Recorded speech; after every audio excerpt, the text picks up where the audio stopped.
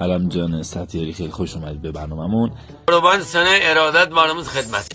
خیلی سوال پرسیده بودن در مورد اسم سیگارتون. اسمش چیه؟ من قربان زیکا جر مال میدن زیکا. این یعنی مال کشور آلمانه. فرانسه. سیگار من ساخت فرانسه است قربان. بله. اون وقت قیمتش چنده؟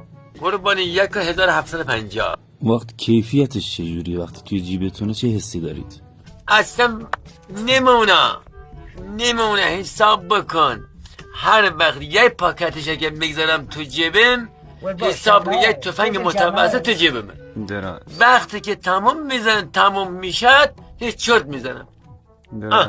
شنیدم دود سنگین هم میزنید. چجوری قضیهش؟ قربان دود سنگینم بله مرتب میزنم با بافور.